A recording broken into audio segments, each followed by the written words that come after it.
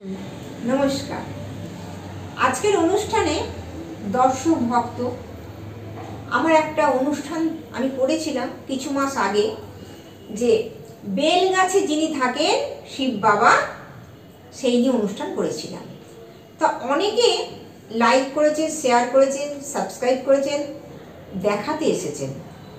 এর মধ্যে আমি দুর্গাপূজার মধ্যে আমি একটা কাজ ঘটনা বলছি, শুনুন। খুব অলৌকিক ঘটনা। ওনারা দেখেছিলেন, দেখে বেশ কিছুদিন বাদে নিশ্চিতভাবে লক্ষ্য করেছি যে আরও একটু বাড়ুক, আরও একটু বাড়ুক। ওনাদের বাড়িতে বেল গাছ ছিল, গ্রামে বাড়ি তো, গ্রামের বাড়িতে বেল গাছ, নারকেল গাছ, আম গাছ, কাঁঠাল গাছ, নিম গাছ সবই থাকে।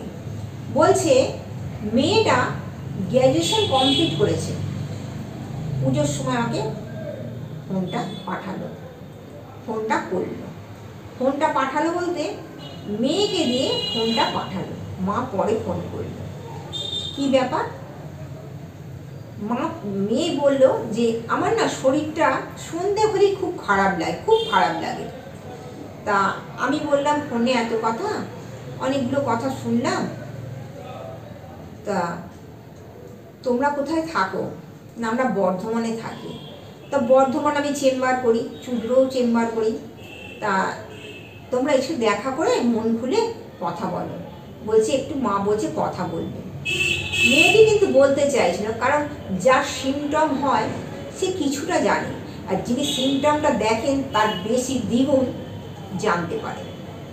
তো সেই শিব বাবার কথা যেটা বলেছিলাম, বেল গাছে যিনি থাকেন আমার বাবা, ব্রহ্মা বিষ্ণু মহেশ্বর। তো মহেশ্বর বাবা ব্রহ্মদৈত্য, আপনারা অনুষ্ঠানটা দেখেছিলেন। তার থেকে আমার অনেক ফোন এসেছে, আমি অনেক কাজও করেছি। মহামৃত্যুঞ্জয় মহাকাল ভৈরবের কবচ দিতেই হবে। তো মা বলছেন যে মেয়ে আমার গ্র্যাজুয়েট হলো ঠিক কথা, কিন্তু আজ আমার মেয়ে অনেক দিন ধরেই হলো বাড়িতে বেল গাছ ছিল, জানেন, বেল গাছটা ছিল, কিন্তু সন্ধেবেলা আমার মেয়ে ওই বেল গাছের তলায় গিয়ে খুব হাসতো বা বসে পড়তো, বেল গাছটাকে জড়িয়ে ধরতো। কিছু সিমটম দেখেছিলাম, বেশ কিছুদিন আগে বলছে দেখেছিলাম। তা এরকম জিনিসটা আপনার ইউটিউবে দেখে আমার মনটা সাড়া মারলো যে দেখি উনি কি বলেন। তো বেল গাছটাকে এত ভালোবাসতো, মানে বেল গাছটাকে নিজের প্রেম ভালোবাসা করেনি, স্বামী রূপে বেল গাছটাকে আদর করছে। বা ঠাকুরঘর থেকে একটু ধূপ বাতি ঘিয়ে প্রদীপ নিয়ে জ্বালছে, কোনো সময় সন্ধ্যাবেলা একটু কলা পাতায় বাতাসা দিচ্ছে, এইসব করছে। কিন্তু মেয়েটি যে করে, মেয়েটি কোনো হুঁশ নেই, বাহ্যজ্ঞান হারিয়ে ফেলেছে। মা বাবা বাড়ির লোক সব ফলো করছে কিছুদিন, বলে কী করছে, কিন্তু মেয়েটি কিন্তু সব মনন চিন্তন মনে রেখেই করছেন। কিন্তু তাকে যখন বলা হচ্ছে তুই এগুলো করছিস কেন, তোকে কে করতে বলেছে কি না, মেয়েটি বলছে না আমি নিজেই করছি। দিন যায়, ক্ষণ যায়, মাস যায়। একদিন মেয়েটার মা দুপুরবেলা কাছে নিয়ে শুয়ে বলছে, শোন তোর শিব বাবার জন্য না আমি একটা আকন্দ ফুলের মালা এনেছি। বলছি তাই? আমিও ভাবছিলাম একটা আকন্দ ফুলের মালা আমি ওই শিব বাবাকে পরাবো। বেল গাছে যিনি থাকেন, মানে গায়ে কাঁটা দিচ্ছে, উনি বলছেন শুদ্ধ আকন্দ ফুলের মালার কথাটা বলেছি, আর একটু গঙ্গা জল ছড়িয়ে দিয়েছি। আমিও ধূপটা জ্বেলেছি। আমি খুব শক্তি মন্ত্র দিয়ে পুজো করি, কালীর পুজো করি।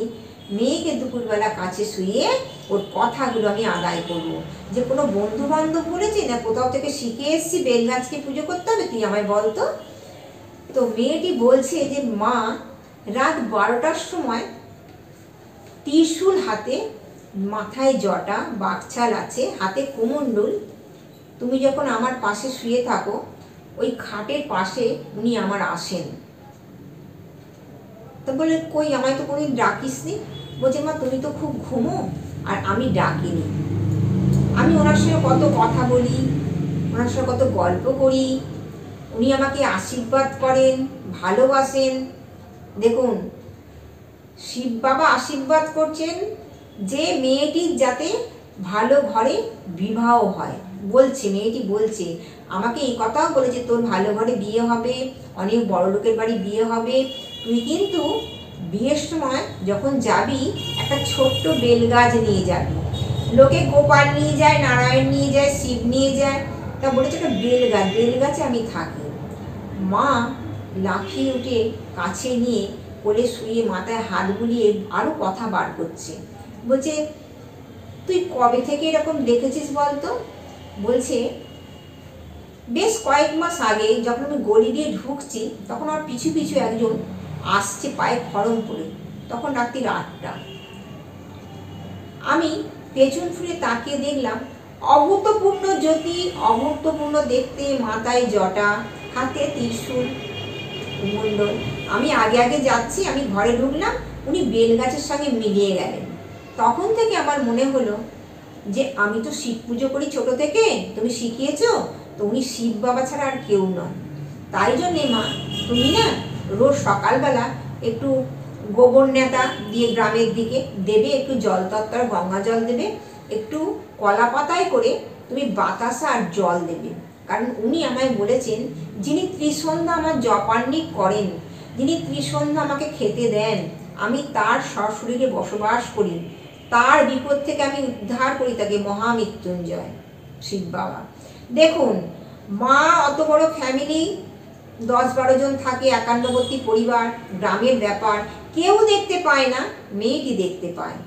মেয়েটিকে অপূর্ব সুন্দর দেখতে, অর্থকরী ভালোই আছে। তো সেই মা যখন আমি ওই অনুষ্ঠানটা করেছিলাম দেখেছিল যে মা এই অলৌকিক ব্যাপার, অন্যের বাড়ি বিয়ে হয়ে যাবে, যদি কিছু হয় এর একটা প্রতিকার কিছু করতে হবে। শ্বশুরবাড়ি কি মানবে? তো সত্যি বলবো কি, মেয়েটি যখন আমার কাছে মা নিয়ে এলো, বর্ধমানে চেম্বার করলাম, দেখলাম, তাকে বললাম তুমি বিস্তারিত আলোচনা আমার সঙ্গে করতে পারো, আর তুমি একটা খাতায় বা ডায়েরিতে লিখে কিছু পাতা আমায় জমা দেবে, আমি সেগুলো দেখবো। মেয়েটি তাই করেছে, বা আমি দেখলাম অভূতপূর্ণ। তখন আমি বললাম, দেখুন আপনি বলেই দেবেন যে আমার মেয়ে মহামৃত্যুঞ্জয় শিবের পুজো করে, শিব ছাড়া তার আর অন্য কোনো দেবতায়, তিনি কোনো কালী, লক্ষ্মী, সরস্বতী, দুর্গা কিছুই না, উনি শিব ঠাকুরকেই বেশি চেনেন, জানেন। আর বড় উঠোনের মধ্যে বেল গাছ, আমি বলে দিয়েছি কোনোদিন বেল গাছ কাটবেন না, গাছ ছেঁটে দেবেন কিন্তু কাটবেন না। কারণ প্রেডিকশন বলছে আপনার মেয়ের বিচার, আপনার মেয়ে শিবের মানুষ কন্যাও হতে পারে। বলেন কি? হ্যাঁ, আপনার মেয়ে শিবের আশীর্বাদেই হয়েছে। আপনার পুত্র সন্তান হওয়ার কথা ছিল, কন্যা সন্তান হয়েছে। কেন না? ওই পুজোটা করবে বলে। আপনারা তো কেউ প্রাধান্য দেননি।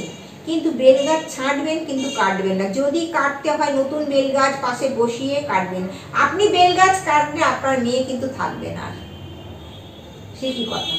তাহলে বেল গাছ কোনোদিন কাটবেন না, কাটবেন না, মানে একরকম আয়ু ওই বেল গাছটাতেই ওরা আছে। তা চিন্তা করুন, মেয়েটা এত সুন্দর পুজো করেন, দেখার মতো পুজো করেন, আর উনি চোখ বুঝলেই মহাদেবকে দেখতে পান। সেই মাথায় জটা, ত্রিশূল, পায়ে খড়ম, বাঘের চাল, হাতে ডুমরু, কমণ্ডল রয়েছে। আমি আরও এই ঘটনা বলবো, অনেকগুলো ঘটনা আমি পেয়েছি, আমি পরপর বলতে থাকবো শিব বাবাকে নিয়ে। আজ এইটুকুই শেষ করলাম, আবার পরের অনুষ্ঠানে দেখতে পাবেন। নমস্কার।